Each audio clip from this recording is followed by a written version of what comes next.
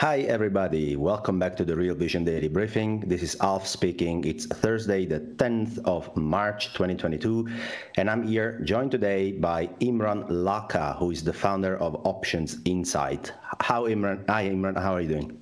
Hey Alf, how are you? Hey, all good, man. Late for both of us, but let's get this one started. There is a lot to unpack today as well. So we have equity markets, mildly down on the day. We have bond yields staging quite a move, especially in Europe, as the ECB surprised markets on the hawkish side today. We also have, commodities moving all over the place, as always. We've got to get used to that, apparently, and we have Bitcoin repricing down too. So before we go into each of these asset classes, I want people to know that you are a pretty broad macro asset class guy, although your specifics is options. So can you give us a little bit of an overview from a macro option perspective of how do you see markets today? Sure. Clearly, the biggest driver right now is the geopolitics, right? Every headline out of Russia is moving the market by 1% pretty much in equities. So that's the main driver. We obviously had big hawkish shifts out of all the central banks over the past few months. That's repriced massively. The rotation between cyclicals, energy, and then out of tech and things like that. It's been a massive theme. But, you had kind of under the surface, you had things like Europe starting to rally and, potentially the PMIs ticking up in Europe. And we were looking for some outperformance in Europe, and everyone came in kind of consensus long this year looking for Europe to outperform and maybe the US to underperform. And they basically got caught wrong-footed, right? When this Russia-Ukraine thing happened, Europe just got absolutely trashed. So I think we had the biggest weekly outflow out of European equities ever last week, something like $7 billion. And that was from Bank of America sort of data. And that just shows you, how wrong-footed everyone got. And then you've had big moves in euro, obviously euro vol typically trades around 6%. That's kind of doubled in the last few weeks as euro just smashed back down. I mean, it was starting to look pretty precarious for the euro in that what was happening, potentially throwing Europe into a recession, whereas the Fed likely was kind of handcuffed, needing to hike in the face of these inflationary commodity moves. Hence why euro, retested that 108 level earlier this week. Huge level on a technical basis. Now they've come out with the idea of euro bonds. They've come out with a bit of a hawkish pivot in the meeting today, and we've had a bounce. But look how quickly it's getting faded, right? So for me, that price action is very telling, and it suggests that the market isn't really believing this hawkish pivot and is saying, you know what, if this war drags on, you ain't going to be able to do anything, right? So that's what the market's saying. Let's see how it plays out, but yeah, that's the sort of stuff I'm looking at the moment closely. Yeah. And so in your reports, Macro Insights, and in the work at Option Insights, you always tend to look, or very often tend to look at the optionality side of things, or the volatility side of things, not necessarily the outright moves, right? Whether it's going up or down, but rather play the volatility side, which we're going to cover a bit later. And, I just want to make sure the audience knows that when you talk about a 6 vol or a 12 vol or these technicalities, we're going to get a little bit into that because Imran has some insights there as well. But now on Europe, because there are two news of the day, right? One is the ECB meeting, the other one is the inflation number. Those are the two big news of the day in America. And so let's start from Europe first. And so the ECB today came to the wire, and the press conference from Lagarde, but even before the press conference, actually, the monetary policy decisions from the ECB surprised the market from the hawkish side. They decided to cut the quantitative easing program a bit, shorter than it was supposed to be. So, the estimates are now for it to be ending somewhere in Q3, might mean July, might mean September, which also sets the stage potentially for rate hikes from the ECB earlier than market thought. And so the bond market also moved. How do you interpret this decision making by the European Central Bank? And do you think rates market and overall reaction to this ECB meeting was accurate? Look, I'm looking at the euro to kind of guide me into thinking, what this means. And the euro's telling me that the market's not buying it, basically, right? I mean, clearly we have had a bond market reaction naturally, but I think the jury's out on how aggressive the Europeans can be. I think the Fed's going to have to be much more aggressive. Yeah. But I think unless we get a really fast resolution of this thing, and we get ceasefire, like proper, de-escalation and ceasefire within the next couple of weeks, and things can get a bit back to normal. And I'm skeptical how fast they can get back to normal, even with that news flow. I think Europe's got, a few struggles ahead of it, basically. And you haven't seen the same wage inflation in Europe and stuff like that. So I don't think the pressure is going to be on as much for Europe to tighten as it is for the US. And I think that's going to impact the euro and the dollar, obviously, and taking the dollar higher, basically. The other important thing, obviously, Imran, is that one thing is how do we think the Fed or the ECB are going to tighten? The other thing is what's the market pricing in today, right? I mean, it's always trying to trade against consensus, whether you're going to beat consensus or not, right? Same for the forward market. And so if I look at Fed funds future or OIS swaps in Europe, what's priced in for the ECB and the Fed to deliver this year for the ECB is around about 3 hikes, basically, before the meeting. It now got priced to be basically 0% ECB deposit rate in 1 year from now, by March 2023. And the Federal Reserve in 1 year from now is priced to deliver something like 170, 180 basis point of hikes, which already tells you that the market sort of expects the Federal Reserve to do more than the ECB. Yeah. I mean, their dry powder is much higher. We all know that, but it's also about the pace, really, and the surprises against what the Fed funds future and the OIS swaps are pricing in both markets. Yeah, I think that's a great point in terms of what the market's pricing. I agree with you. The only thing I would say, though, is, in this massive world of uncertainty, you may get a move back towards that kind of US dollar safety type dynamic, right? Where, and look at it from a vol perspective as well, right? As I love to do, right? Euro stocks volatility, the main index in Europe, went to 60 in the front end, and whereas US S&P was at 35. That's a 25 vol differential, which is pretty much unheard of, right? Like, my subscribers will know I was banging the drum on Monday about that trade, like finding a way to sell European vol to buy S&P vol, because that spread just wasn't going to stay there, basically. And even if it did stay there, the way it was priced, you had pretty good odds of a relative value volatility trade where you could sell strangles on Europe and buy strangles on S&P, and the break-evens just look fantastic. Wait a second, because you said so much. I've gone way too far, haven't I? You've said so much good stuff. We need to unpack it. Give me a second. So let's start from the very beginning. Euro stocks vol and S&P vol. So we moved from the bond market to the equity market, and we're looking for trades that are rather relative value than outright trades. So we are looking for realized volatility to be lower or higher than implied volatility in 2 different stock markets, the European stock market, the American stock market. And you said something, Imran. The Euro stocks implied volatility, especially at the front end, so short tenors, is pricing in 60% annualized volatility. So unpack that for us. What does it mean on an implied daily volatility? The easiest way to think about an implied volatility number is it's your market's expectation of how volatile the asset's going to be up to a specified time period. And then that number is annualized, okay? Now, for us, it's easier to think in terms of daily moves than it is in annual moves. So literally all you need to do is take that implied vol number, divide it by the square root of 252, which is roughly 16, right? And that will tell you what the market price is as a daily move for the asset. So a 60 vol asset is basically being priced to move almost 4% a day, right? A 35 vol asset is being priced to move 2% a day, right? Which is half that amount, okay? So that was, and obviously in the last sort of couple of weeks, we've had Europe underperform quite badly before that massive squeeze that we saw yesterday, whatever it was. But, you had about a 10% underperformance in about a week from Europe.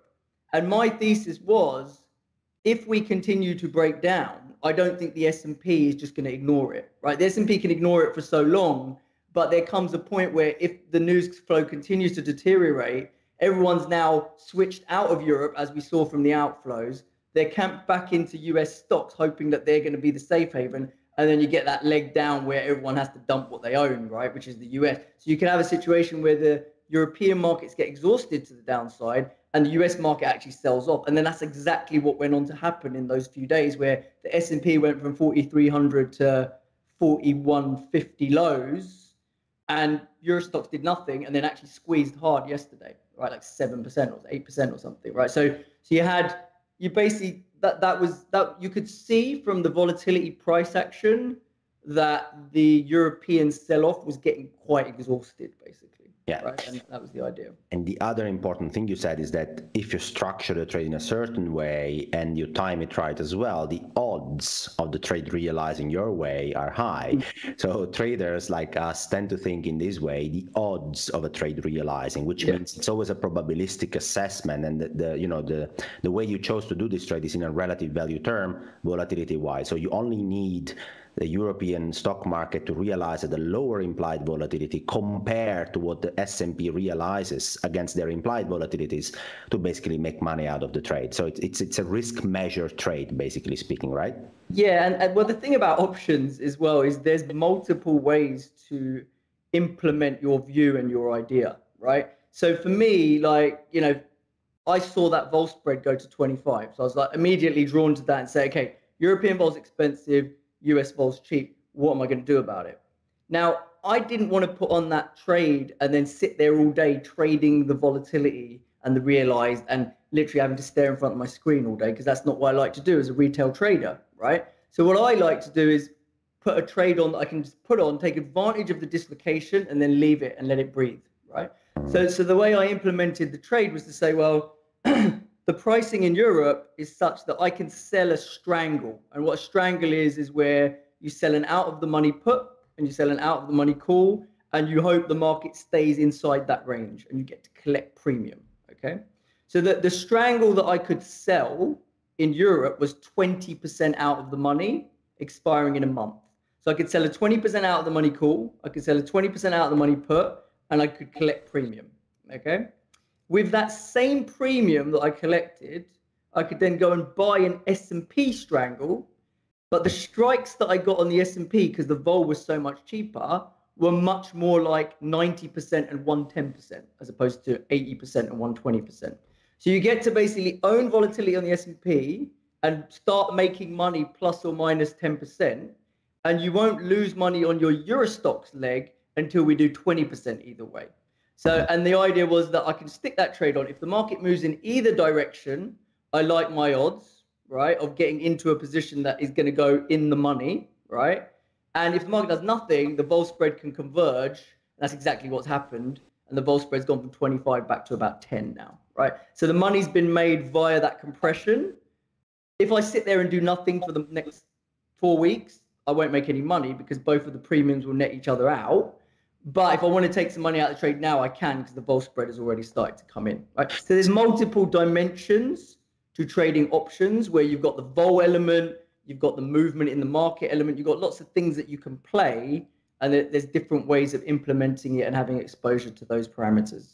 Fantastic. So this was effectively a zero cost structure option implementation that gives you some decent odds to make money, or if in this case they gave you some odds of making money, and also makes you sleep at night because you paid basically literally nothing for the trade. So with options you can play around in a smart way, and Imran is a specialist in that. Imran, I also know that you look at crypto volatility as well. Again, not outright moves necessarily, but rather volatility of the crypto space. Can you tell us more about that? Like, I'm really seriously interested because I only scratched the surface on that topic. Yeah, I mean, crypto vol is hot. It's a hot space right now. I mean, I've been in it for about 2 years, and I mean, it was a lot of fun to trade, right? The reason being that the asset's so volatile, right? So generally, if you're trading options, you want to trade options on an asset that moves around, and you want the volatility of the asset to move around, and that's crypto's got that in spades, right?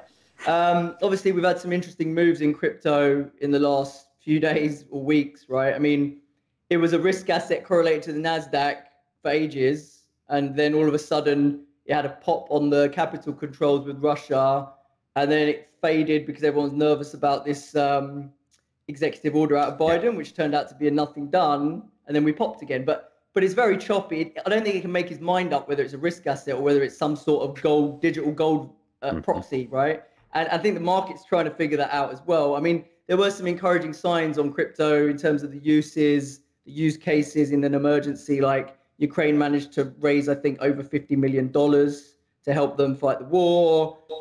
You've got people on the ground in Ukraine using it as a medium exchange, like buy cars and stuff, which I found quite hilarious. And then you've also got the whole angle about it's, criminals going to use it and to circumvent sanctions and stuff.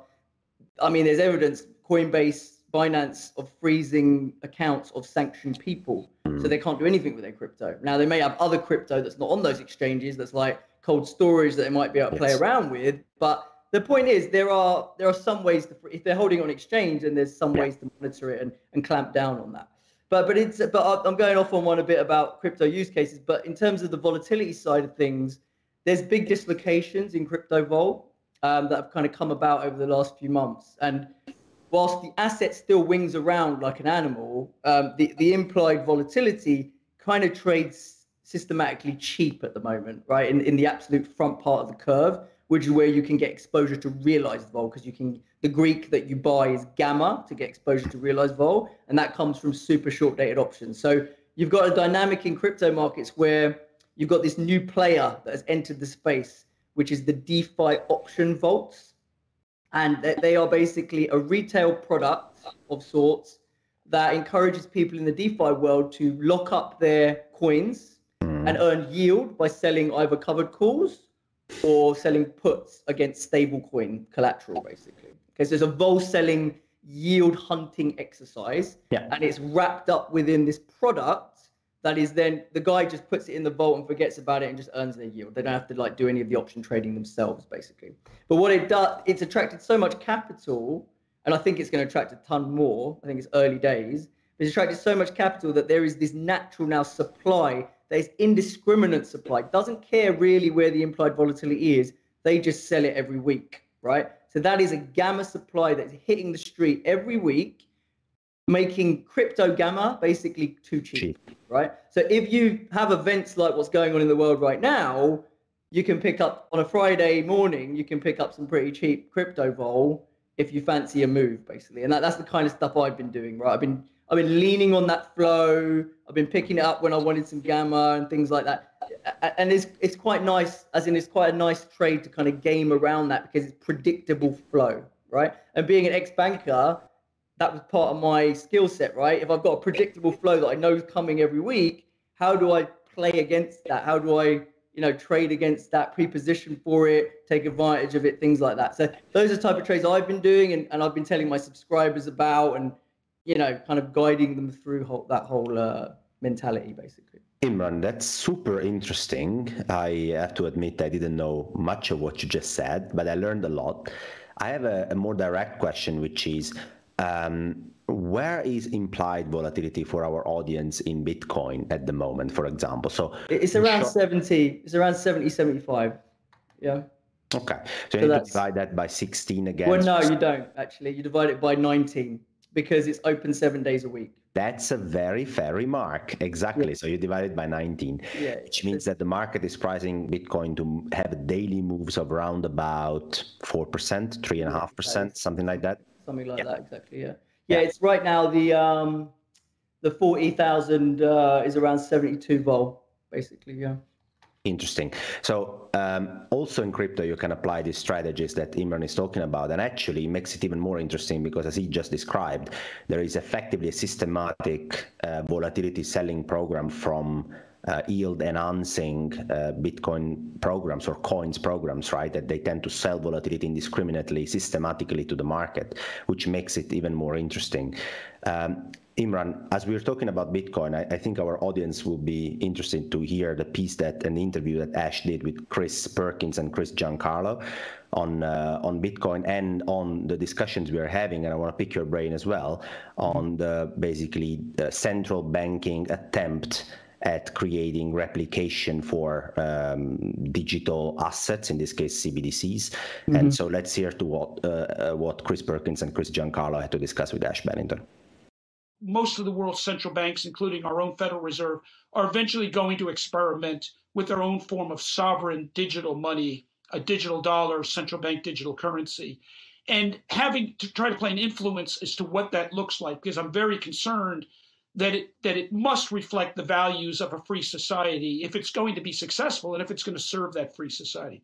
So the answer is I'm using my time now engaged in the world of ideas, the battle for the future. In my book, I call the future, the fight for the future of money. What is the future of money and banking and all that comes out of it? We're looking at what's going on in Europe right now, talking about the role of dollars in sanctions power. There's so much that comes away. If you change finance and banking and money, that has sociological impacts. It has geopolitical impacts. That has issues of protecting our least successful, our least well-off in this world. So the ideas that go into the future of money, the evolution of that future is where my heart, where my mind is right now. And so the full interview is available at the Real Vision Crypto tier for people interested in listening more about that. But Imran, also your opinion on the central bank's attempt, moving for a second aside from the technical side of implied volatility of Bitcoin. Let's talk for a second about the attempt from central banks to create CBDCs and what this might mean for the whole digital asset space. Do you have an opinion about that? Well, I mean, I have an opinion about central bank digital currencies in that they scare the shit out of me, if I'm allowed to say that. Sure. But basically, the amount of control that it gives the government and to surveil everything you do with your money.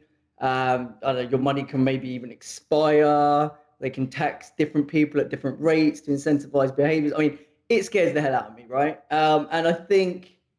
But crypto isn't that, right? If anything, and Raoul put out a good piece years ago about this, the life raft, right? He's saying that crypto is like this life raft away from that future, because that is going to be your only version of anonymous cash, right? If you could, that you currently can use cash and give it to anyone and no one will know. You can't do that with CBDCs, right? So if Bitcoin is your only way of doing that, there's a place for it in the world, right? And everyone's going to want to have some, I suspect, right? Or a lot of people are. So I don't think CBDCs are a threat to. I think they will encourage more people to want to use things like Bitcoin, personally. Yeah, so the CBDC side is definitely a monetary policy making tool, I think, although disguised as we want to bank the unbanked and whatever, a slogan is out there. It's definitely a way to make sure that monetary policy can be stretched to the point where if there are physical cash limitations to where interest rates can go, with a fully virtual and perhaps more centrally controlled CBDC version of the already existing digital money that we have, so digital bank deposits. If you make the supply of credit of these digital bank deposits being almost fully controlled by a central policymaker, it can also apply different tax rates, different monetary policy regimes, et cetera, which moves the whole central planning monetary policy to a whole different level, to be honest. And the point the gentleman made about, it needs to be, you need to consider people's freedoms and things like that, right? I mean, just look at COVID, right? Different countries have treated COVID so differently, right? Well, what have they done in Australia relative to what they've done in the US or the UK? UK's dropped all restrictions right now. Can you go to a restaurant in France without showing a vaccine pass right now? I don't think you can, right? Yeah, I don't in think the UK, you can do what the hell you want. So how different countries are going to use their own CBDCs, and the amount of freedom and the amount of rights people are going to have are going to differ greatly, right? Because we've seen that in this last issue that the world has had to deal with for the last few years. Right. Fair point. So let's move away again from the philosophical side of things back into the action, because in your reports at Options Insider and Macro Insights, you also talk about actionable trade ideas, which I love as a former risk taker, and I do the same as well at the Macro Compass. So can you tell us what would be your top pick at the moment as a trade? Right, top picks. Like I said, the one that I did on Monday was this kind of RV trade between Eurostoxx Vol and S&P. So that was kind of my top pick this week. Trades that I've been running, I've had some short-dated Bitcoin straddles, 42,000 straddles. Like I said, that gamma trade systematically cheap. So I was buying 1 week straddles and selling 1 month, like April strangles against it to get some time decay back. So the idea was the market's going to kind of move away from 42,000, but once it does, the implied volatility in April isn't going to budge very much because it's already at 75 or whatever, right? So the idea is that you're going to get your move, your straddle's going to make money, but the implied vol short that you've got in April isn't going to hurt you. So that's like, again, quite a complex vol trade, which, you know. Wait a second, let's stop there. Let's analyze it for a second. So that's a very interesting one. So effectively you were saying short term, in a very short period, yes, I believe, 1 week. Just 1 week, I believe that the implied volatility priced by the market is too low. So I think the break even on my straddle is too low. So the market can easily move through those break evens. Yeah, so we're going to have some volatile moves which are not priced in over the next week or so, right? So, but to buy that optionality, it's pretty expensive, right? So you have to effectively pay premium both sides to do that, right? So then what you did is you sold some optionality more long dated. So you said once we have this boom in the short term, it's going to all come back in terms of volatility, right? Is that a correct assessment? But when it's not about like this, again, this is a mistake a lot of people make in terms of when they think about option positions and calendar positions, taking different expiry positions at the same time. So when you do that, you're not taking a view about the path the market's going to take in a week and then later in the next month, right? Because you're just taking a view on the path of all of those options today. How are they going to move relative to each other, right?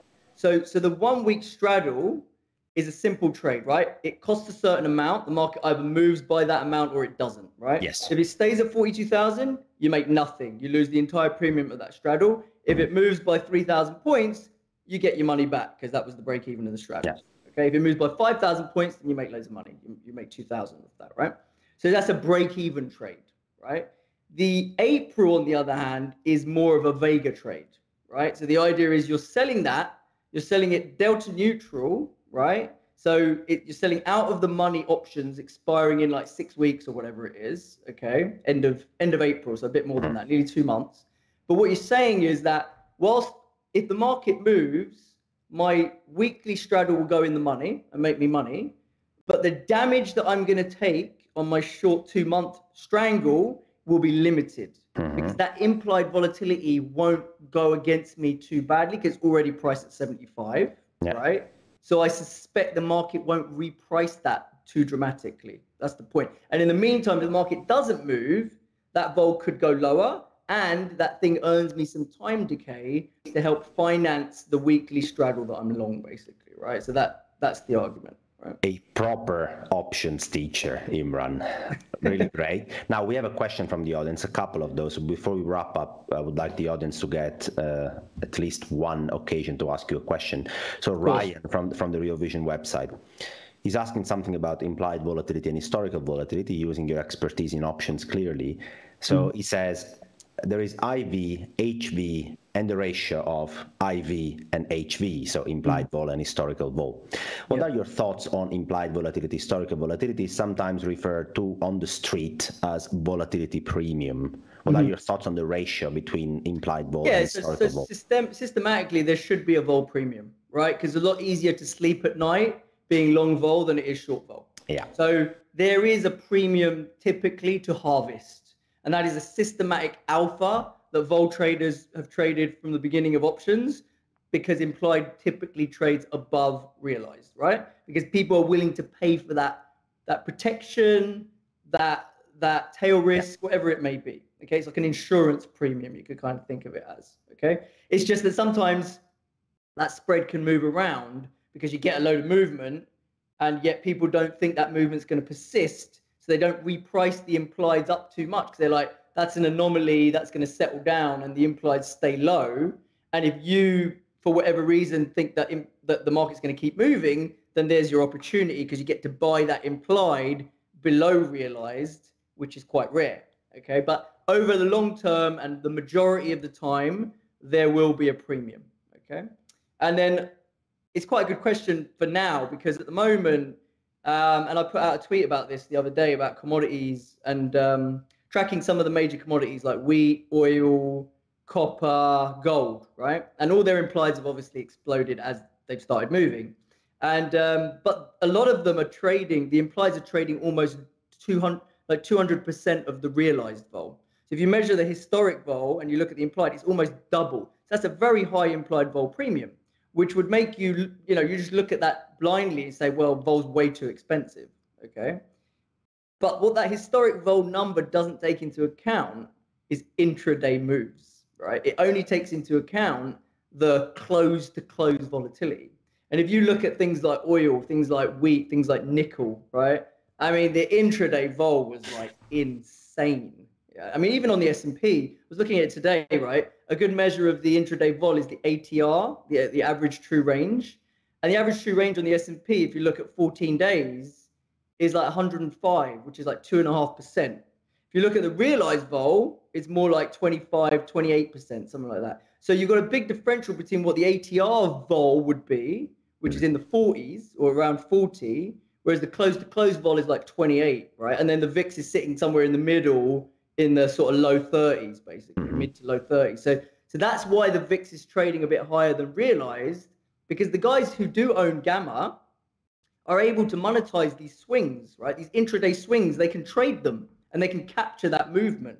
And the guys who are short Gamma are getting chopped about by that movement, right? And they don't like that, hence they're going to bid that vol back and they're not going to be comfortable shorting it so much, right? So people who are looking for, you know, again, I'm getting quite technical here, but people who are looking for this Vanna rally that we often get in markets where vol comes down, put premiums get crushed, deltas dealers have to buy back all the delta hedges against it. They call it a Vanna rally, right?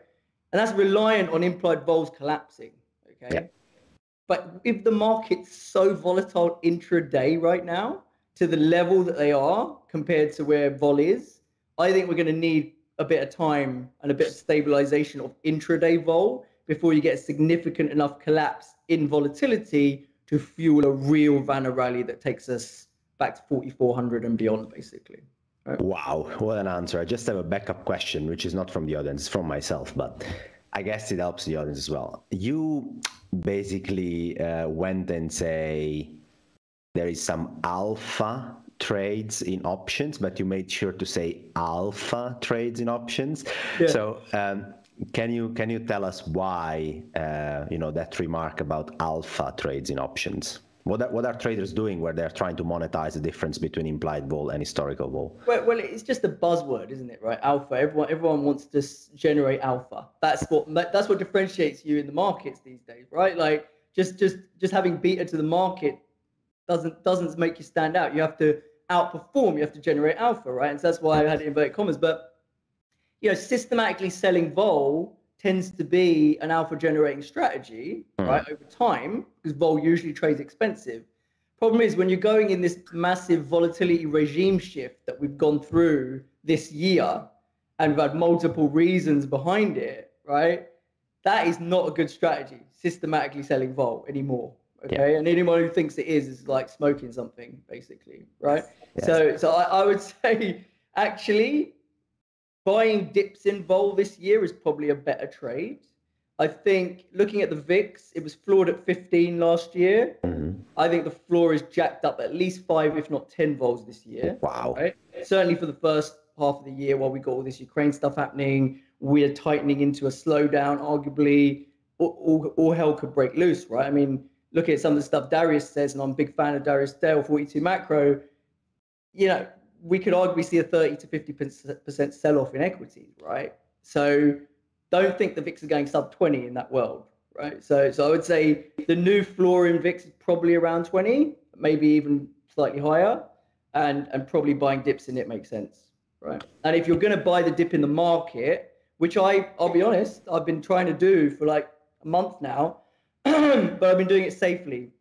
And you have to do it via call spreads, maybe call flies, those type of structures where you can spend a bit of premium, make 3 to 5 times that premium if you get the rally, but if you sell off and you're protected, basically, you only lose your premium, right? That's the only way to buy these dips right now. Imran, just to top it off, I think you are amongst the best guys out there when it comes to teaching options to retail guys who want to learn. You have skin on, hands-on experience in that. You're a great communicator as well and a great teacher.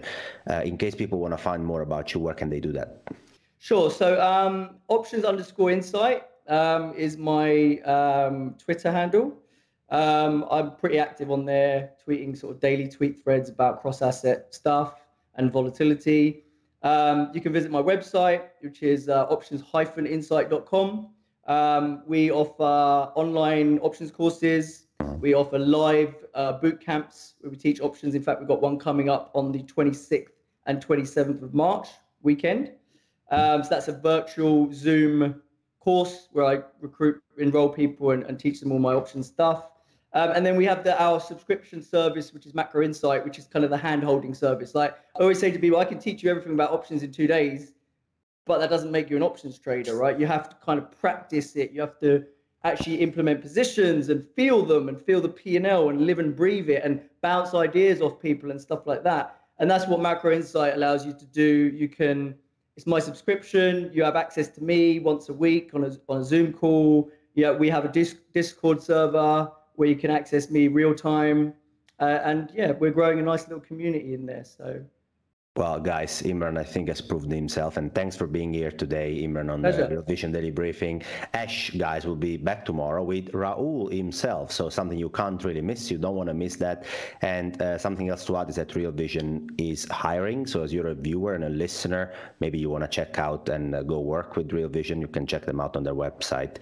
I will see you guys somewhere over the next few weeks. Thank you, Imran, again, for being here today. It's been a pleasure. Pleasure, mate. Thanks a lot.